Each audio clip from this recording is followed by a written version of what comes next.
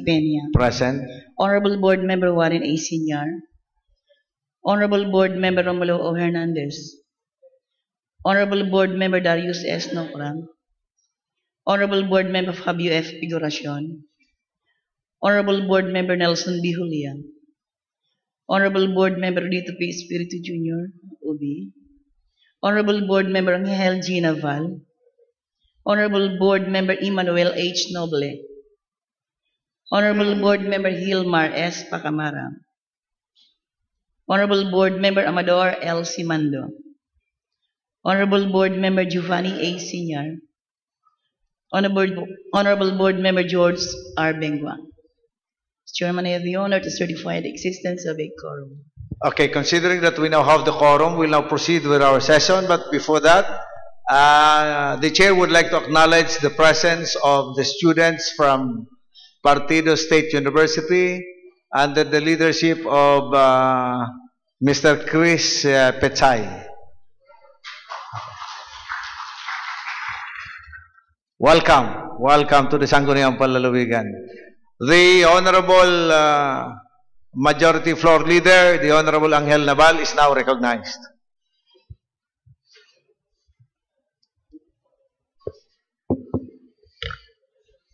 Thank you, Mr. Chairman. For the approval of the journal, I move for the approval of the journal dated September 23, 2014, during our regular session. Any second? Duly seconded by the Honorable Bengua. Any remarks? Objection? Hearing none, the same is approved. Approval of the agenda. Mr. Chairman, if there will be no inclusion. Yes, the Honorable Nopra is recognized. Next is the Honorable Figuracion. Thank you, Board Member Naval. Sir, our dear Vice Governor, salamat po. Mr. Chairman, I would like to avail of the privilege hour, Mr. Chairman. Lipot lang po. Thank you very much. Okay, so the Honorable Nopra is availing of the privilege hour.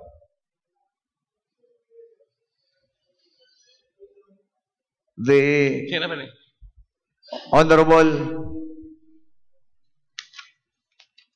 Sir Chairman, Julian. this is the resolution requesting the Department of Public Works and Highways through Honorable Secretary Rogelio L. Singson to direct and or remind all contractors to install proper warning signs and or employ capable plugmen at the appropriate place on all road reblocking and or widening projects being conducted along the Maharlika Highway.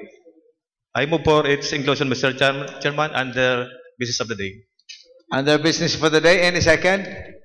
Duly seconded by the Honorable Simando, Bengua, and Figuracion. Any remarks? Objection?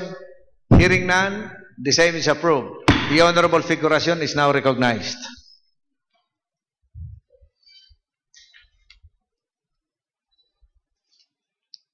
Thank you, Mr. Chair. Majority floor. For inclusion, under business for the day, resolution authorizing the Honorable Governor Miguel Luis Villafuerte to sign for and on behalf of the province of Kamsur a memorandum of agreement with the Child Fund Philippines Incorporation, represented by Ms. Catherine Cape Manik, National Director, relative to the implementation of child care and protection program. Mr. Chair, for the inclusion for the business of the day. Any second? Duly seconded by the Honorable Simando. Any remarks? Objection? The chair hears none. The same is approved. Any other inclusions? Yes, the Honorable Simando is recognized. Thank you, Mr. Chairman. Actually, this resolution is included in if 2. This is a resolution if 2A1, resolution na nag-autorisar kan pagsalin sa Bicol na tataramon ang mga ordinansa na ipinasar kan probinsya ng Camarines Sur Cavali asin publikasyon kani siring man ang pagtugdas nin teknikal na grupo na matrabaho dapit kani. May I move, Mr. Chairman, that this resolution be transferred to business for the day. So item number F2 be transferred under business for the day. We will go to that later, Mr. Chairman. We are still in the Approval. inclusion. Yes. So Actually, it is already included in the agenda. in the agenda. So Later na lang, Mr. Chairman. Yeah, okay. So any other inclusions? Mr. Chairman, I would like to ask permission to the body if this can be accommodated. This is a committee report. This is not supposed to be, as agreed, there will be no inclusion with regards to committee report. But Mr. Chairman, this is in connection with the Libmanan reconsideration resolution. So if the body would agree, Mr. Chairman, I am moving for its inclusion. The Yes. committee report regarding the Libmanan reconsideration. I think move for they're included now. If there will be no No objections? objection on. So the same is approved? Thank you, Mr. Chairman.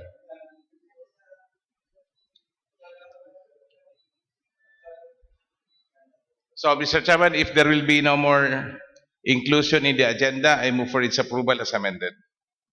Any second? Jolly Second, very Honorable Noble and Simando. Any objection? Remarks? Hearing none, the agenda for today as amended is hereby approved. Next item, please. Privilege hour of Honorable Nopra. The Honorable Nopra is now recognized.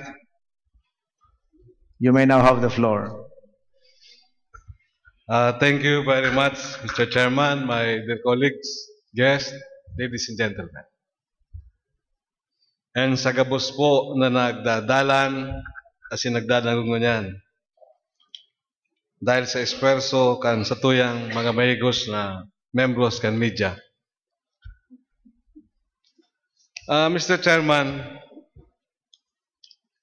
ang tutukaron ko po, may dakulang koneksyon sa trabaho kan Sangguniang Pandalawigan asin sa trabaho kan Sangguniang Bayan kan Libmanan. You see, Mr. Chairman, just this morning, I saw the footage of that interview. TV Patrol Bicol, ang pig-interview si Vice Mayor Romel Bulaong. So, Mr. Chairman, pig-analyze ko ang mga aligasyon duman, and sabi ko sa sadiri ko, it is not for me to judge kung ano ang katotohanan dyan. Ginagalang ko, ano pinyong kanagtaram, sa iyaman to. Alagad, Mr. Chairman, may nabanggitan duman na resolusyon. Ano po tanabanggit ang resolusyon na yan? Tabasi po duman sa pictram, dispensa Mr. Chairman, ako po nga nikuta na nakiuli ako ngunya na aga na ipahiling po ang footage tigdi kang nasambit na interview sa Vice Mayor kan Libmanan. Kundi, magkaroon na ditipisilan pa man, kung sakali po, tanganing kita magusgar. Tayo ni po nangangahulugan ini ng integridad kan Sangguniang Panlalawigan posible na makompromise kung data aram ang ginigikanan kan mga problema sa Lambang Banwaan. Yun na po ni ang prueba kang gabos sa pigparataram ko kaito tungkol sa Libmanan. Asin papatunayan ko, ako tama. Mr. Chairman, may papuan footage. Ang sabi ni Vice Mayor Bulaong, igwada nagpurbar na magsuhol sa iyang 25,000 para mapadali ang pagpasar kang resolusyon na maautorisar sa lokal na gobyerno kan Libmanan na mag-utang ng 160 milyon. Sabi niya. Ano po ang naglawag sa isip ni Board Member Nopra? Ang Sangguniang Panlalawigan, kanakaagi pang pirambulan, igwana kitang pig-disapprove kayan. Nagpurbar na ang Sangguniang Bayan kan Libmanan sa paagi ng pagpasar ng resolusyon na makautang ang lokal na gobyerno. Binalikan ko po ang nakaagi, Mr. Chairman. Ang Sangguniang Bayan kan Libmanan nagpasar ng sarong resolusyon unanimously approved, attested by the Vice Mayor, approved by the Mayor, mautang ng 160 million para sa pagkonstruir ng bagong public market. Pigpadarayan sa Sangguniang Panlalawigan, Mr. Chairman, si Board Member Boboy Nopra po, bilang sarong tagalibmanan, ipigpaliwanag ko, digdi, nin malinaw, kung taano ta dapat daiptugutan yan kan Sangguniang Panlalawigan. Long before na kung anong nangyayaring problema ng unyan sa libmanan, tasinda na nagsisiriwagan. Dahil na po ko dyan, dahil kumatibet sa isyo, makong personal, digdi. Si trabaho ta lang. So, kita mismo, nag-aksyon na dyan, dahil pwede. Sabi ko po nga dahil rasunable ang pag-utang na iyan. Tasayin man ibubugtak ang new public market. Dahil man nasulo, dahil man piglino, dahil man dilapidated ang old public market. So, sa pagtarabang po Sangguniang Panlalawigan, sa panginginot sa itong Vice Gobernador, nahiling tang dahil makakatabang sa libmanan ang pag-utang ng 160 million. Mala po nga bilang resulta kayan, Resolution number 291, Series of 2014, ipigpasardigdi sa Sangguniang Panlalawigan. Resolution disapproving on review, Resolution number 13-159 of Libmanan, entitled Authorizing Honorable Marlene A. Jimenez, Municipal Mayor, to enter into negotiation with the Land Bank of the Philippines for loan facility for the construction of a new Libmanan public market. Pig-disapprove na po. Ang mayor na sponsor po, ang satuyang legal luminary, saro sa pinaka-bright na namundag gikan sa lugar kang partido na kung saan tagaduman ng mga kakayanay ni Mr. Chairman. Siya po ang nag-sponsor kayo Nagsekundar, another taga-partido, Board Member Pacamara, and si Board Member Boboy Nopra, Mr. Chairman. Ano po ang sinabi miligdi sa saro sa mga whereases? The passage of the subject resolution failed to specify the amount to be borrowed from the Land Bank. There was no feasibility study, and the proposed project for which the loan shall be used, which should obtain the self-assessment of the LGU capacity to repay, the borrowing scheme, the cost estimates, and the plan and specification program of works approved by the local chief executive, and the terms and conditions for the said borrowings, Mr. Chairman. Asin po, dahil nagkaiguan ng substantial compliance sa mga pertinacing seksyon na pag-implementar kang Bangko Sentral kang Pilipinas, Circular numero 402. And Artikulo 419 of the IRR of Republic Act 7160, and then rekomendasyon halis sa DILG, DOF, NEDA. Dapat po ang LGU na contracting loan na ini within its paying capacity, Mr. Chairman. So, malinawan po, hindi pa sana sa to data na nipigdi sa pig-aprobaran. Ngunyan, Mr. Chairman, ano pan malinaw, digdi? Kung totoo itong nagsusurulan para makapasar ng resolusyon, di ang gusto palang sabihin, ibabalik ko ta, digdi. Mapasar naman ng otro resolusyon, tapapadara naman, digdi. Pampira na ng resolusyon nagagad di konsiderasyon. Ang pigangalas bilang po kayo sa libmanan, ano tadayan na naguntok ini mga taong ini? Pauro to na sana. LCC dahil na pwede, mapadara ni consideration. Tax ordinance, magabaton sa mga tagalibmanan, ipeper sanggayo. Ngunya na naman, Mr. Chairman, iyo pala ni si plano. Kung totoo tong sabi ni Vice Mayor Bulaong, nasabi ko po, ginagalang ko ang opinion niya, ang katuyuhan mapasa resolusyon, mautang parehas na kantidad, papa-aprobaran sa Sangguniang Panlalawigan kang Camarines Sur. Anong pigkusog kang bot ninda na pagtubod ninda, maaprobaran yan ngunyan, Mr. Chairman? Dahil ko po aram kung tano. Pero ako po, padagos kong lalabanan yan, Mr. Chairman. Ngunyan po, ano ang koneksyon digdi? Digdi na po ako nagduda. Kang binasa ko ngunyan, ang agenda, ngunyan na sesyon, Kaya po baga, Mr. Chairman, may termino po kitang iban inocos sa innocent. May mga bagay na huna mo dahil sana pero delikado palan. Hilingon nindo kung paano ko na papalaogon sa kompromiso ang sangguniang panlalawigan kan sangguniang bayan kan Libmanan. Kung si siyang promotor dyan, hindi po. Kundi ang sabi naman sa mo sa Libmanan, aram na, Mr. Chairman. Uni po ang ipinasar na resolusyon na papa-aprobaran sa tuyang unyan. Kuta, tayo ni i-repair ni siyempre po sa appropriate na committee.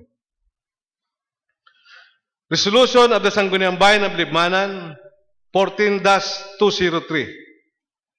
Amending Resolution number 13-197 dated June 24, 2013. Ibaning resolusyon na ini, ibaning transaksyon na ini. Babasahan ko po. Authorizing the Honorable Mayor to enter into Memorandum of Agreement, MOA, with the Farm Station Agribet for the construction of two-story building, the first story of which shall be built upon the execution of the MOA, and the second story to be constructed on or before the expiration of the term set forth in the MOA through Build Order Transfer Scheme, Mr. Chairman. Una mo tayo isa na ng resolution na ini. Pero ano po, ang na-discover ni Board Member Nopra. Mr. Chairman, pirang simana ang nakaagi, nag-file ng kaso digdi ang mga membros kan Sangguniang Panlalawigan, Sangguniang Bayan kan Libmanan. They filed an administrative complaint, Mr. Chairman, against the Mayor of Libmanan. Ano si issue sa kasong ini, Mr. Chairman? Ang issue sa kasong ini, tan lokal na gobyerno da kan Libmanan, ang nakaaging turno kan mga konsyales, nag-autorizar, nag-entra da sa sarong transaksyon, ang LGU Libmanan para digdi sa Farm Station Agribet. Ini ang pagreklamo nindang issue. Ining pagtugot, paglawag sa kontrata sa Farm Station Agribet. Tasabi kang pigkaso ninda, imbis dang doang iskalon, sarong iskalon malanganaman. Yan, ang pigkaso po ninda. Mayo po sa kong pag-usgar kayan, pag-aadalan ta pa yan. Pero po, pigangalas ngunyan, Mr. Chairman, ano ta pagkatapos kamong magkaso tungkol dyan? Sinda tungkol dyan. Ngunyan, nagpapasar na sinda ning sarong resolusyon. Napigaamin daraninda itong resolusyon na pig-aprobaran ka nakaging Sangguniang Bayan kan Libmanan na may problema da. Ikukuhambing ko po ni Saro kene, istorya. Tungkol sa sarong ebidensya sa kaso, na pagkatapos isaangat na sa husgado, pagkatapos maapresyar na ang ebidensya, rarauton, babaagohon, hihirahon. Ang makonsuelo kayo ni Mr. Chairman, ang mahira, sinagkaso. Ang gusto magremedyo, sinagkaso. Ano po, ni bako doon yung pagulog-ulog sa Sangguniang Panlalawigan kang Camarines Sur, takot ni Palandeta na hiling. Papa-aprobaran sa to. Yaon nga ni sa to ang kaso. Yaon sa to ang ebidensya. Tapos sa to papa-aprobaran ang pagbabago ninda. Iling-iling po ninda. Kaya po, ako po, kaya po nitaram ko ni, taday man po ako matugot na kung sa ibang konsiderasyon ngaya, magpasirensyahan. Iba ni. Pigraraot na ninda kayo ang Sangguniang Panlalawigan. Ipigdadamay kita sa bako tama ng problema. Bako man kita naggiribong problema dyan, tapos apisar na idadamay na kita, ginigibo pa po kitang mga ignoranteng tao na kita nag-aaraman. Ini po, grabe ni. Ini sa nasesyon ini, Mr. Chairman. Ini po, aram ko, i-repair ini. Pag-uurulayan ini ka mga membro kang komite ba, Mr. Chairman? Dahil ko po aram, kung di may nagsasabi na, mga disoriented kaya na. Ay na, ibong na. Kunya, Mr. Chairman, ibabalik ko na lang po dumanggaray sa inot kong tema. Ito po, pigtukar kuman, para maging malinaw sa mga taga-Banwaan na Libmanan, sa mga taga-probinsya kang Camarines Sur, na kunigwaning problema po manungod sa pag-utang na yung Libmanan, na kung may nag-uupunir duman, Inot nang nagdesisyon ang Sangguniang Panlalawigan kang kay Tupa. Di po yung pigtugot kan mga board members kang Camarines Sur, kang Kapitolyo Provincial, tamalina po si mga rason na pigtuomi dahil makakatabang sa libmanan. Mata ang problema, bakulang ngunyan kung sa masunod pang mga generasyon, ilalagak sa kompromiso ang mga tagalibmanan. Kaya po, malinaw yan, Sangguniang Panlalawigan, dahil nag-approve yan. Ngunyan, kung anong binabalak ninda, lalo na po garong madidipisilan ng ngunyan, tamis mo na. Mga opisyal kan libmanan, nagsisiriwagan na sinda. Manungod sa isyong yan, Mr. Chairman. Kaya, maray na po ang piglinaw ko, tabaka kung ano naman ang maglos naman na istorya, na kung manungod sa pagutang na yan, dahil namang garo yan makakaabot o trudigdi, tas hindi mismo dapat mag-resolver na ang problema nila. Now, Mr. Chairman, ako po kuta na, saro na lang pangapunan ko ta, masupugo na naguruluwasan na pati sa TV. Sa kanya sa nang sabiyo na, surulan para magpasa resolusyon. Ako po nagparakagawad man ako, Mr. Chairman. Nasusupog talaga akong maray, sa banuaan ko pa nangyari yan. Basta po napatunayan ko digdi, na tama po gabos, ang pigparataram ko kay ito, pati motibo po, nahiling na nindungo niyan, kung ano nangyari duman sa banuaan me. Ako po, grabe lang kayang paginayan ko, Mr. Chairman. Dapat mapundo na po ang mayong hutaot. Halos dahil na inuuntukan. Plaza Kiosko, magayuno na daga, itato sa negosyante, 25 years. Primerong tulong taon may kabanga, mayong rental. Bako daw po na para yan sa masunod na generasyon. Dahil ko po itutugot na ipatunod dyan, tano po. Bibihira na magagaya na daga sa libmanan. O paano magabot ang aldaw, may sarang dakulang leader na may pagmakulog sa libmanan. Yan mga lugar na yan, para yan sa masunod na generasyon, mag-isip siya magay na proyekto, baka pa kung sakali, modernong ospital, modernong eskwela, hindi may bubuktakan, at may marin na kaisipan na leader o politikong yan na mabuto pa sa banuan ng libmanan. Para sa masunod na generasyon. Kasi ngunya na naman, 2 beses na nangyari, mangyayari naman ang pag-utang. Sana po makabalik man po yung digdi. Dito man po pagtugutan. Kamu mismo, araman nindo, ang nangyayari na, saka dito na yung pagtugutan kayo ito. Maapektaran man po ang integridad da. Ang integridad kan mga membros kan Sangguniang Panlalawigan. Sarong pangapudan. And para po duman man sa banuan ng libmanan, salamat po duman sa mga parating ako po kaya, Mr. Chairman, ako po naugma ko napatunayan kung tama ako. Itong interview ito subanggi, subang hapon, hindi ko ito inaasahan. Pero po ngunyan, nagluwas na ang katotohanan. Kaya po, salamat po, lalo duman sa mga nagparadarang sa muya, mga tabang, halos sa Manila, Mr. Chairman. Kasi aram po nindo, maski magdesin na magpundo, Mr. Chairman, may mga nagiraw na po sa mga kababayan may. Napati po itong mga pangnasyonal na programa sa TV, mapalibmana na, maimbestigar. Sa kadakul-dakul lang isyong yan, pirang panahon na lang. Ang naghihiraw po kayo duman, mga tagalibmana. So, sa gabos po kayo talagang, hindi lang. Hindi ko niya po, malinaw ng gabos. Salamat po kayo, Mr. Chairman. Sa pagkakataon na and iwalat ko lang pong mensahe. Duman sa padagos na mapurbar, na nagpupurbar pag-iraray, sa kakayahan ng mga tagalibmanan pag kami nagkakasararo, Mr. Chairman. Never underestimate the heart of Balibmanan. Thank you very much, Mr. Chairman. Thank you. I think the Board Member Nopra, do you still want to play the slides? I think is ready. Would you still want to play that? Mr. Chairman, ito po sa gabo, salamat po. And ang primero po, papahiling ko lang po para masuporturan itong pigtaram ko. Ni po, no offensement, dawag kisay, mayo po ng Malaysia, naman route kung ano pa man. Salamat po sa pagtugot nindo. Okay, sendo po. Okay. Okay. Play it. This was aired yesterday afternoon.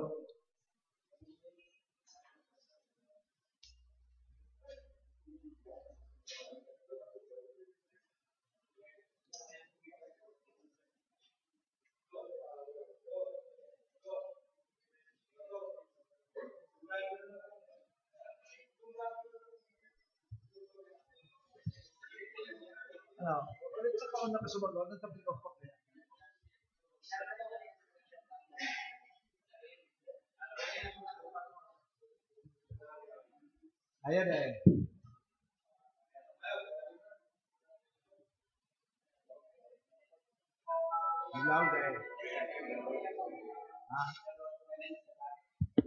I think we're having problems with the internet. Okay na?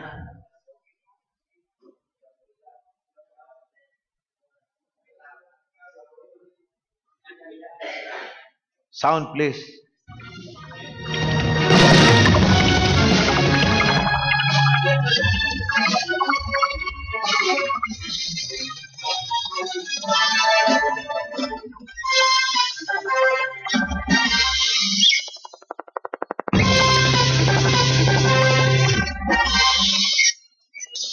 Suhulan sa Laucan Konseho kan Libmanan para maipasar ang resolusyon sa pagloan sa bangko kan munisipyo ibiniklad kan Vice Alkalde. Iwas naman sa pagtaong pahayag sa isyu ang Alkalde kan Libmanan. Nagpapatrol, Rona Nunez. May planong pag-utang ng 150 milyones pesos sa bangko ang gobyerno lokal kan Libmanan, Camarines Sur, sigon kay Vice Alcalde Romel Bulaong para daini sa pagbakal truck at sinibapang heavy equipment, dangan pagtugdok ng terminal sa Banwaan na sinibapa. Benepisyon may dadara, alagad naghatod sa naning pagduda sa Vice Alcalde kan may magporbarda ang magtao sa iyan in kwarta, karibay ang pag-uyon sa propwestong pag-utang. Kan nakaaging semana ini nangyari, gibunin daing nga pinangaran ng empleyado kan munisipyo. Ako ya, personalmente naman sa opisina ko, tinatawan ako ng 25,000, nangarig aprobahan na nasa ng loan. Which is, I believe, ikaw ning anomalya sa parting yan. Para sa Vice Alcalde, kaipuhan malinaw na mailatag muna ang detalyes kan proyekto, tangani mapag-adalan ning marhay, antes ang pag-utang ning dakulang kantidad. Maigot na pag-adalan mo na tangarig mahiling duman kung talagang makita iyan mga proposal na yan, magiging magayon ang kadudumanan kayan o magiging impact sa pag-asinso kang Banwaan ni Libmanan. Kasi kung dahil po, makakaalanganin ang mga tao kang Banwaan ni Libmanan na mautang, na mayo man sa napalang tultol na dudumanan. Nagsayuma man na magtao mo naning pahayag sa isyu ang Alkalde kan Banwaan. Rona Nunez, ABS-CBN News. Okay, got it. Okay, that was the footage that the Honorable Nopra was referring. So we now proceed with our next item. F2A1 was transferred to Business Holiday. F3, circulars, letters, and other communications. Now, Mr. Chairman, we first refer the matter. In F2A-1, I move that this be transferred to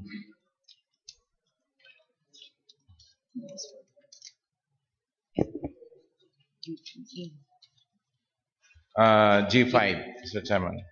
Okay, F2A1 is referred to, is transferred to G5. G5. Okay. Next item, please. Mr. Chairman, yes, may we request our provincial secretary to please read letter A. Letter A, F3A, letter from Adriano B. Consune, Chief Commission Secretariat, National Telecommunications Commission, Rinconada Broadcasting Corporation, application BMC case number 2014-251, requesting for the issuance of a provisional authority pending final determination of the application.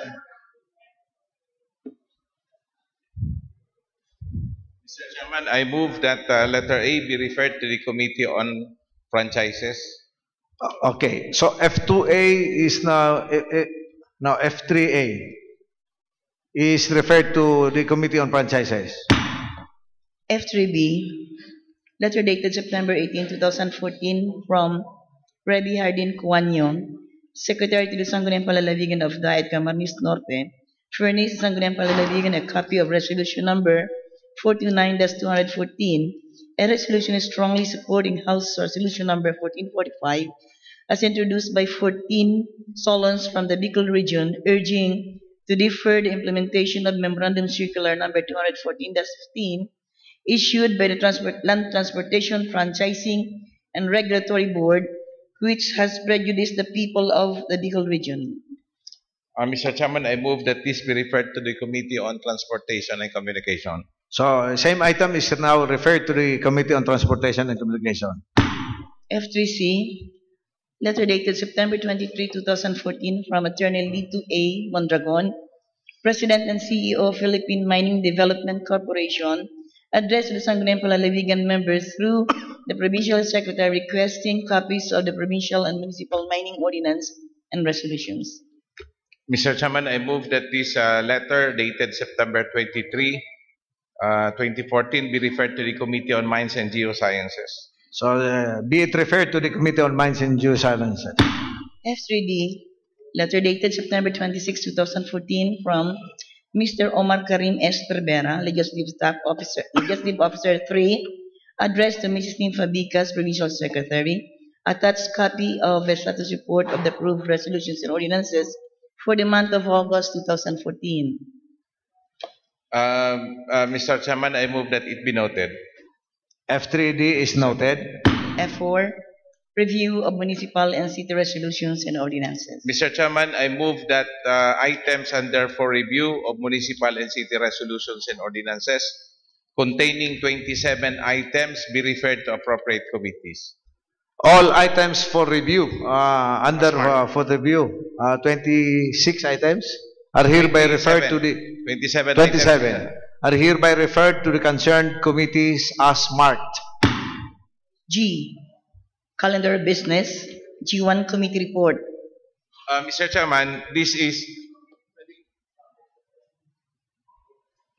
a joint committee report, Mr. Chairman, of the Committee on Land Use, Conversion and Reclassification of Provincial Properties and the Committee on Laws and Review with regards to the resolution presented by the Sangguniang Bayan of Limanan for the second time moving for the reconsideration of ordinance number 13-06. This is the amendment of the zoning ordinance with regards to the plaza. For the second time around, Mr. Chairman, still the Sangguniang Palalawigan would not give due course to the resolution. First, for the reason that the municipality or the Sangguniang Bayan of Limanan did not present a new or any kind of compliance. Because the reason why the Sangguniang Palalawigan disapproved the resolution is that they did not comply with the required procedure as mandated by the HLURB and the local government code. With the second reconsideration, in the first place, it should have not been given due course because there should be no two or the second reconsideration. But for purposes of liberality, we tried to entertain said reconsideration, but the Sanggunian or the municipality of Limanan was not able to submit any commitment or any compliance with the deficiencies, Mr. Chairman. But earlier, last session, Mr. Chairman, we had the DILG with us explaining on what are the resolutions and ordinances need to be signed. In the case of Limanan, Mr. Chairman, there is a memorandum coming from the municipal mayor that there are only 2 instances that the mayor will sign or will affix his or her signature in a resolution. It's only for the approval of the annual investment plan and the annual development plan. Duwa lang daan, Mr. Chairman, siya mapirma. Kaya nga when we asked why is that the motion for reconsideration, they pirmado ni Mayor, they da kaya kaayon to duman sa duwa. So, the municipality of Limanan, maybe we will be expecting that the municipality of Limanan will be submitting resolutions without the signature of the Mayor, Mr. Chairman. Dahil duwa sa nadaang klaseng resolution ang pipirmahan kang munisipyo o kan Mayor, ito sa ng MDC sa annual investment plan. Kasi yun lang dato anyaon sa local government code. So ilinag mi pa yan sa committee report, Mr. Chairman, na pig-reserve ta an appreciation because it is very clear and in fact even without the advice of the DILG, I strongly believe, Mr. Chairman, that when a resolution pertains to the operation of the municipality, especially this is an amendment to the zoning ordinance, Mr. Chairman, the executive should be part of that resolution. Kaya lang, di ito man pwedeng obligaron sila sa indaman itong strategy, sa indang style.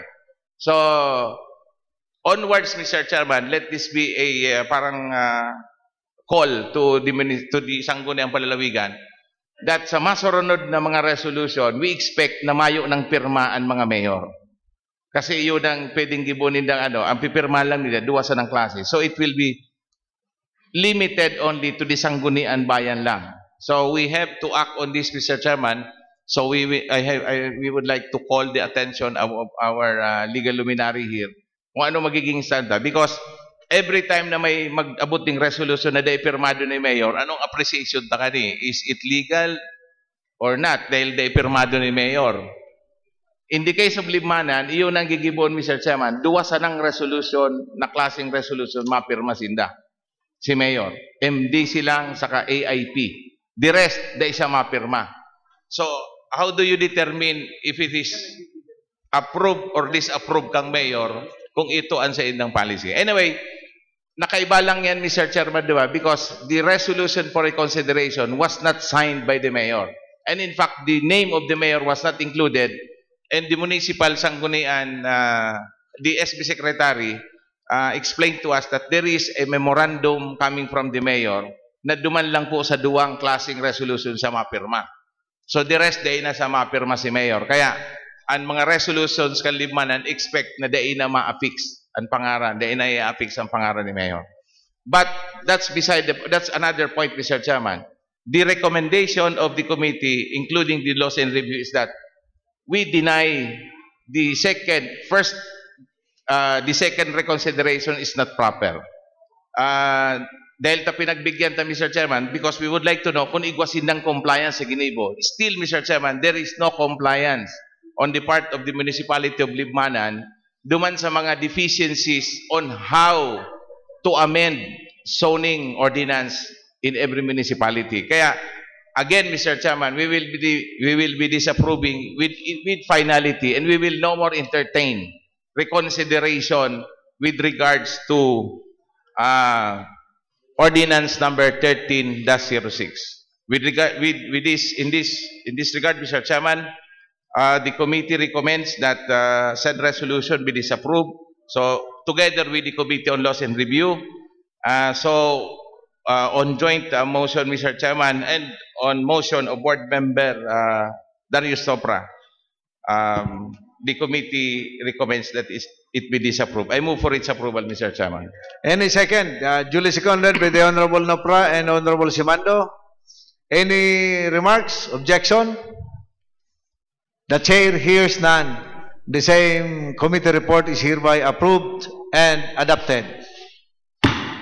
Thank you, Mr. Chairman. G3, business for the day.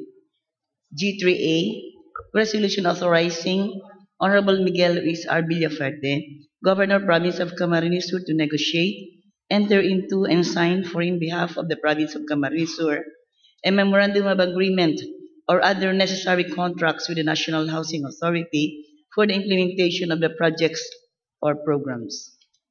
The Honorable Bengua is now recognized. Thank you, Mr. Chairman. This is about resolution authorizing Honorable Governor Miguel Luis R. Villaferte to negotiate and enter into a sign for in behalf of the Province of Camarines Sur memorandum of agreement or other necessary contracts with the National Housing Authority, represented by Attorney Chito M. Cruz, a General Manager relative to the implementation of resettlement project in the province. Now, Mr. Chairman, I move for the approval of this resolution, Mr. Chairman. Any second? Duly seconded with the Honorable Hernandez, Honorable Bani Senyar, and Simando. Any remarks? Objection? Hearing none, the same resolution is approved. G3B, resolution authorizing Honorable Miguel Luis R. Villaferte, Governor of the Province of Camarines Sur, to negotiate, enter into and sign for in behalf of the province of Camarines Sur a memorandum of agreement or other necessary contracts with the World Vision Development Foundation for the implementation of the projects or programs. The Honorable Simando is now recognized. Thank you, Mr. Chairman. This is a resolution authorizing the Honorable Miguel Luis R. Villapuerte, Governor of the Province of Camarines Sur, to negotiate, enter into, and sign for in behalf of the Province of Camarines Sur a Memorandum of Agreement, MOA, or other necessary contracts with the World Vision Development Foundation for the implementation of the projects and programs of said entity.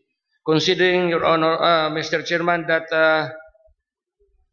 this resolution is urgent, may we move for the approval of this resolution. Any second? Duly seconded, unanimously seconded. The same is approved.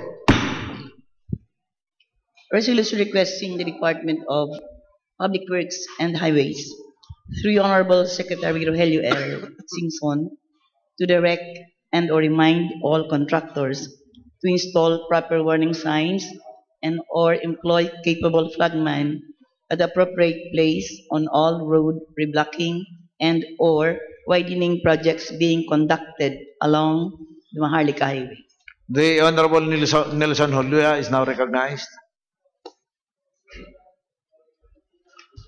Mr. Chairman, the national government through Department of Public Works and Highways is conducting a road reblocking and widening projects along Maharlika highways, which are being implemented by private contractors. It has been noticed that some of these road reblocking or widening projects lacks warning sign for approaching vehicles or devoid of capable flagmen to direct traffic of vehicles, causing much inconvenience and sometimes accident on motorists. Sa kanin Mr. Chairman, ehemplo ang padagos na bungkal asin reblock sa parte kang Banwaan in Pili, Banwaan in Baaw, asin iba pa pong banwaan sa loob po kang probinsya na kung saan na mamalisya na kulang ang mga warning signs, flagmen. May saro po dyan na reblocking porosyon na saro-saro lang ang flagmen. Pag abot naman sa magonaan haling naga, i-stop niya ang sarong porsyon, sarong parte. Pag magonaan haling Pili, madalaga naman pasiring naman sa buro, saka i-stop ang maabot na mga bihikulo. Na kung saan sa hiling sa lang practice, di po kita matubod na ang mga kontraktor may nin kapasidad na magbayad nin tamang personay sa pagmantinir asin manihar kan traffic na yan. Kaya saro po ni sa dahilan kung daano ta inibagay na ipinagpukusan ko po sa tuyang session. Under the individual contract with and the corresponding program of works provided by the Department of Public Works and Works for all road reblocking or widening projects, contractor are required to install proper precautionary measures and warning signs for approaching vehicle, employ capable flagmen to help the flow of traffic passing along the work site. There is a need to direct or remind all contractors implementing road reblocking or widening projects along the Maharlika highways in order to assist motorists and lessen the severe inconvenience on traffic as well as avoid the possible accident caused by non-compliance of the contractor. And Mr. Chairman, I move a resolution requesting the Department of Public Works and Highways through Honorable Secretary Rogelio L. Singson to direct or remind all contractor to install proper warning signs and employ capable flagmen at the appropriate place on all road reblocking and widening projects being conducted along the Maharlika highways. And may I request, Mr. Chairman, if pwede na ma-invite taliwat ang presence kang bagong regional director, as in, gabos na mga district engineer na kasama ko pan probinsya ni Camarines Sur para makahagad kita ng ideya kung ano talaga ang nire-required ka sa reblocking. Ano ni, kung route na ang mismong tinampo o may oras lang o taon na mas kita ay para-route ang sarong tinampo dapat ng bonggalon. Kung ano po ang prosedimento as in gigiyonin dang bagay sa pagbungkal kan mga tinampo, Mr. Chairman. Okay, so there was a motion requesting the Secretary of the DPWH.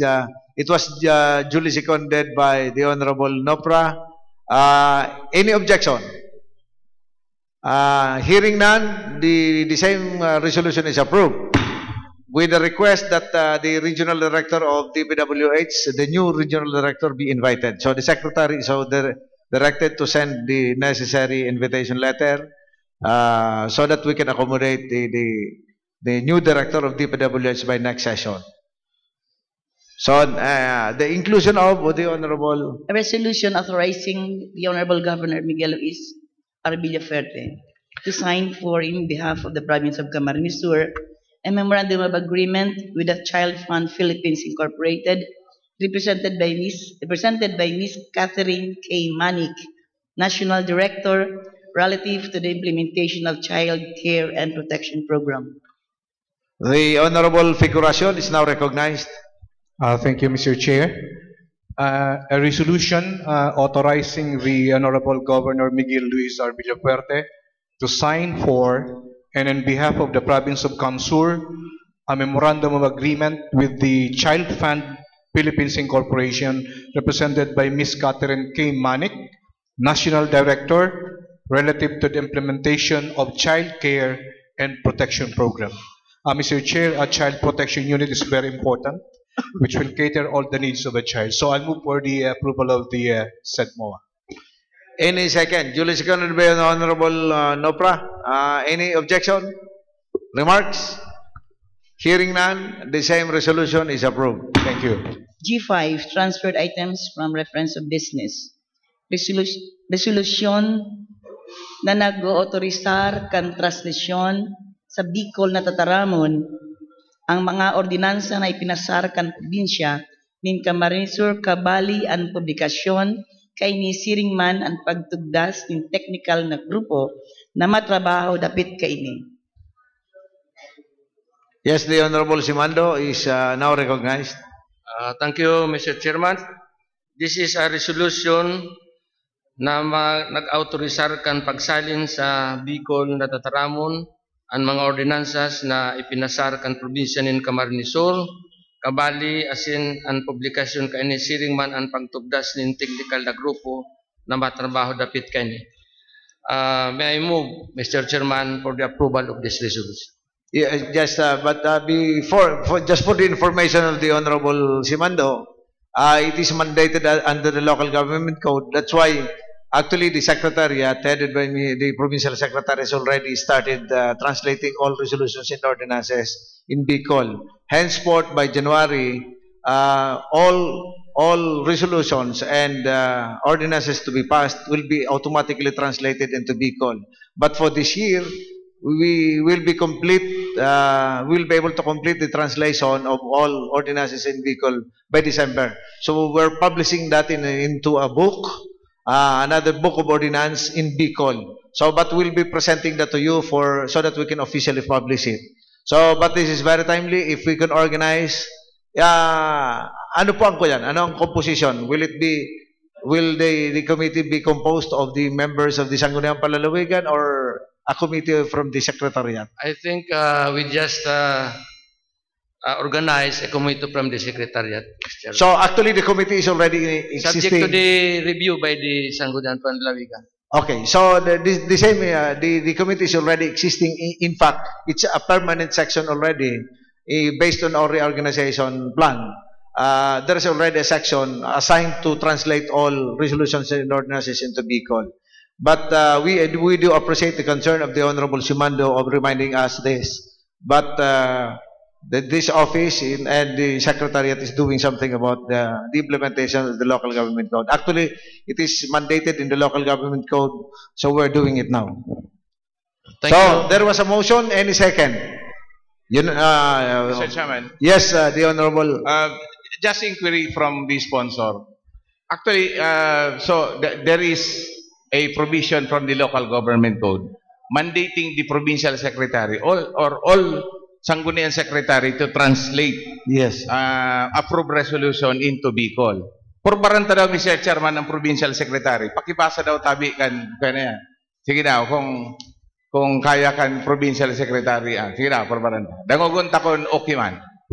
Resolusyon na nag-autorisar kan pagsaling sa Bicol na tataramon ang mga ordinansa na ipinasar kan probinsya ng Camarines Sur, kabali ang publikasyon kaini siring man ang pagtugdas ng teknikal na grupo na matrabaho dapit kaini. Ninhuli, susog sa kabtang 469 469 open parenthesis C, close parenthesis C, close in parenthesis A, open parenthesis 8, close parenthesis 8, close parenthesis, kan Acto Republica 71 o 60 na namidbiran sa apod na Local Government Code of 1991. Okay, Mr. Chairman, kaya na-stop. Karon mas nadidipis sila sa itong Provincial Secretary. Although siya po ang minamandahan na siya ang mag-ibo ka ni. May wino, si siya po nag-draft kay ni. Ang author po kay si Atty. Simando. Okay. Kasi may mga, Mr. Chairman, may mga, an issue kasi hindi, si siya ang mabikol. Okay. Kasi ang aram ko po, ang whereas, mantang. Samantalang kay Atty. Simando, ninhuli. So, duwa na ang version ta. Kasi mantang susog sa kabtan. Si Atty. Simando, ninhuli. So, iba-iba, And, ang issue ni Mr. Chairman, si Isay ang otorisadong magbikol, saka anong klaseng Bicol ang gagamiton. Ikadua, Mr. Chairman, what if Bicol ang resolution, do we have to translate that into English? Kasi iyon ang ang mandato, walang Bicolon mo. Paano kung Bicol ng resolution? Can we now sponsor a resolution here in Bicol version so that total Bicol man sana, Bicolon ta na? Actually, can we do the that, resolution must be raised in language, in English language. In English. But we are mandated to translate the resolution into Bicol language.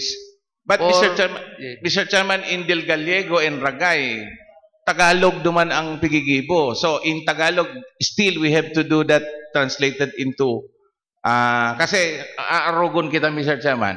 Kung Tagalog po ang resolution, do we have to translate that into Bicol still? Resolution of the province? Hindi po, Tagalog. Tagalog. Kasi afterwards, Mr. Chairman, this will be implemented in lower LGUs. Ano po? So, kung Tagalog po, bibikolon ta pa. Kasi pag linggo ng wika, we had a time, Mr. Chairman, during Vice Governor Rances, nagtaragalog kami for 1 month. Kasi linggo ng wika, so nagtataragalog ang resolution ni Tagalog. So if the resolution is in Tagalog, do we have to translate that in Bicol? I think we should confine only ourselves the English into Bicol. Okay. Now, Mr. Chairman, aside from this, Mr. Chairman, kasi this will form part of the rules. Yes. Apo, do we have to approve still the Bicol translation or basta binikol, yun na yan? No, we have to approve that.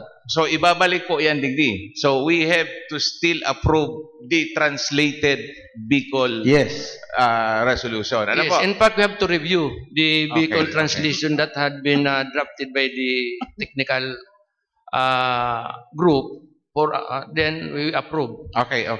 So, that's only my query, Mr. Chairman, kasi baka dahil na niya ako ibalik, iba na ang lumuwas na Bicol duman sa iba man ang gustong sabihin. So, the Bicol version should be still be approved by the Yes, Sangguniang, yes. by the body. Yes. So anyway, there was already a motion. Is that another remarks? Yes, the Thank you, Honorable. Mr. Chairman. Yes. May The I ask some Honorable questions, Warren Mr. Chairman? Senior. If the sponsor, Mr. Chairman, would yield to some clarificatory questions with regards to his proposed What's the pleasure of the resolution. Honorable Yes, Simano? yes. Yeah, yes. We are just trying to Yes, Mr. draft the vehicle translation. We are going, Mr. Chairman, to this tedious process, Mr. Chairman. And I would like to be enlightened, Mr. Chairman, from the sponsor himself, a lawyer, a brilliant lawyer, a top-notcher lawyer. He can, of course, educate us. Why is there a need really to translate that into Bicol? Is there a need to translate these resolutions, ordinances into Bicol? Well, that is the mandate of the local government code. We have to abide by the local government code. So we are abiding what is provided for in the Yes. local government code. What if we do not translate these resolutions into Bicol? What happens now? Will there be a sanctions to the provincial secretaries, municipal secretaries, there all would be, over the Philippines? I think there would be a technicality on that aspect, because if somebody would question the ordinance or resolution that had not been translated into the Bicol language, then it may the resolution or ordinance may be subjected to some kind of shall we say, the same may be null and void, because I remember some years ago when the governor was still Governor Luis Villapuerte, and he questioned the ordinance because of the failure of the Sangguniang to make the proper translation into Bicol language. So there is a danger that a resolution or ordinance passed by the Sangguniang, whether a Sangguniang Bayan or provincial Sanggunians, there's a danger that the resolution or ordinance can be invalid. Yes. So there's a question of validity. There is that probability that the ordinance or resolution may be challenged on the ground that it did not comply with the mandatory requirement of the local government code. You're a lawyer, Mr. Chairman. What if the provincial secretary does not translate that into Bicol? What's the sanction to the provincial secretary? Or a case can be filed to the provincial secretary or to the municipal secretaries in the entire Philippines.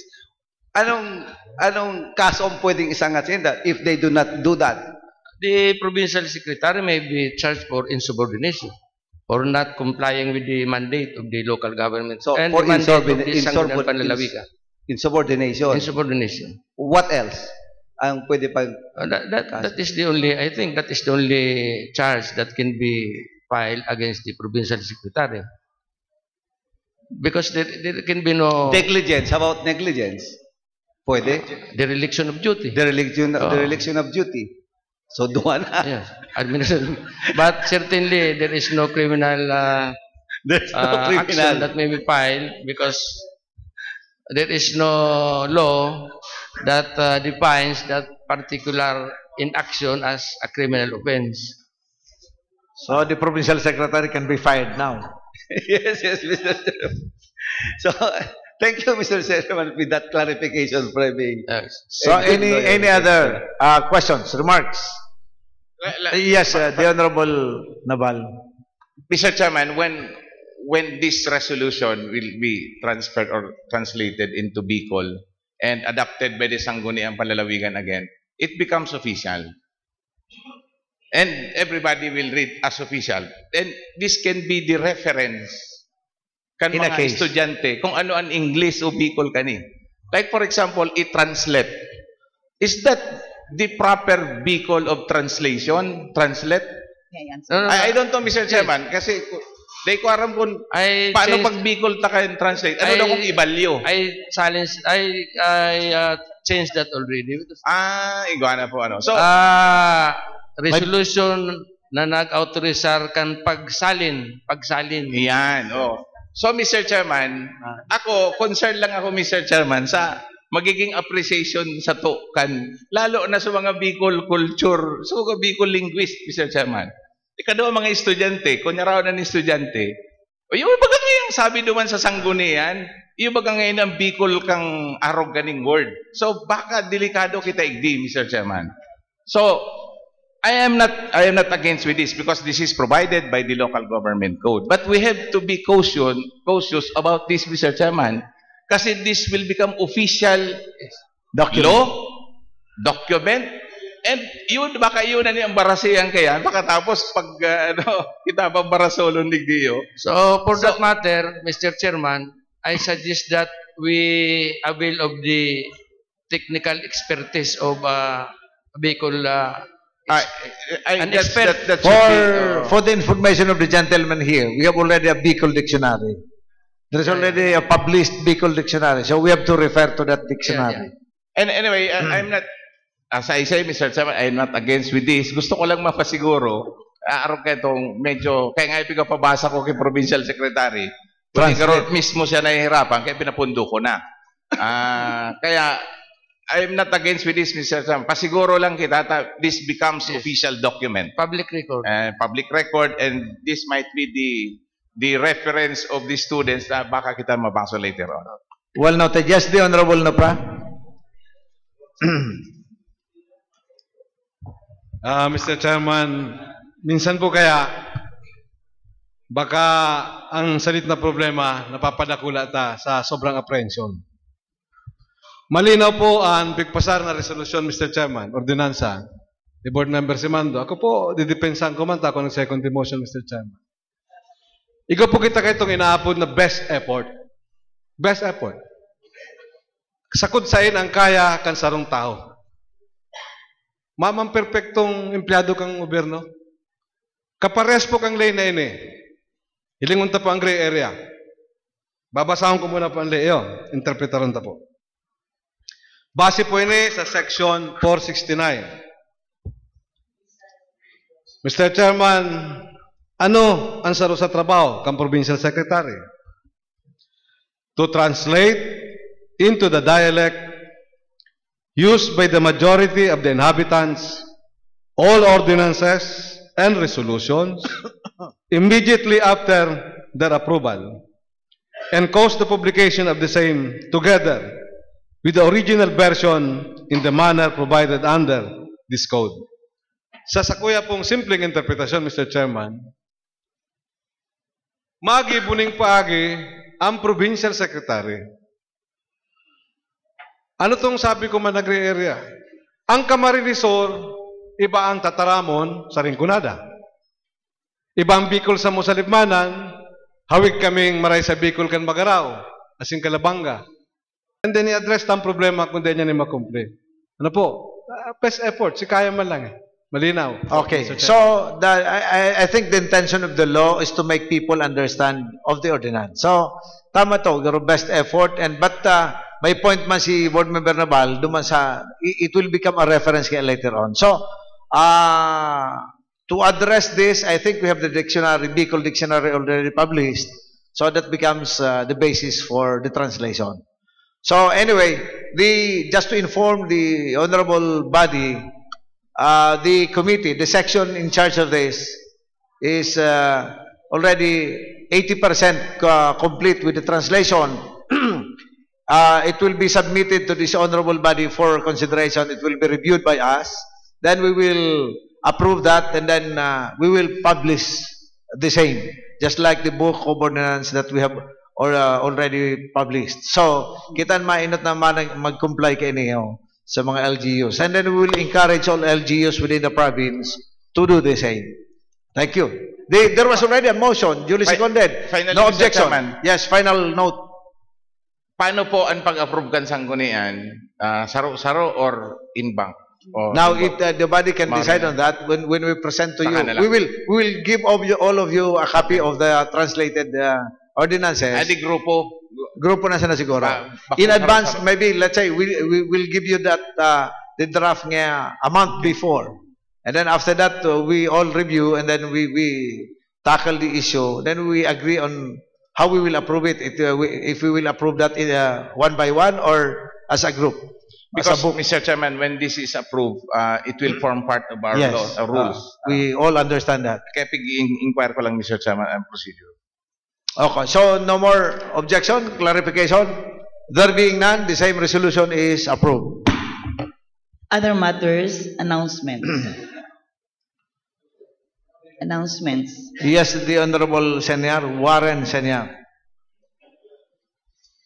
Thank you, Mr. Chairman. Just like would like to inform the body that we will have an en-bank session with regards to the special the en-banks committee, the committee as a whole for administrative cases with regards to the Belmonte case at 2 o'clock this afternoon, Mr. Chairman. So there is a committee hearing this afternoon, en-bank session this afternoon for the administrative case. Please take note of it. Any other matters you'd like to discuss? Next item, please. J. Administrative cases for appropriate action. J2A. Verified administrative complaint for misconduct in office, gross negligence, dereliction of duty and/or abuse of authority, filed by Honorable Domingo L. Surillo Jr., Honorable Darwin D. Doctolero, Honorable Noel C. Tino, MD, Honorable Nikki Jill N. Biares, Honorable Ignacio L. Hugo, and Honorable Marivic B. Hugo, complainants, against Vice Mayor Alvin O. Saquesa, respondent. Mr. Chairman, I move that this verified administrative complaint be referred to the committee, to the Special Committee on Administrative Cases. So let this complaint be referred to the Special Committee on Administrative Cases, chaired by the Honorable Simando. J2B, a verified complaint filed against Vice Mayor Alvin O. Saquesa for negligence, gross negligence, dereliction of duty, and/or abuse of authority, filed by Honorable Domingo L. Surillo Jr., Honorable Darwin D. Doctolero, Honorable Noel C. Tino, MD, Honorable Nikki Jill N. Biares, Honorable Ignacio L. Hugo, and Honorable Marivic B. Hugo, complainants. So there is a second administrative case.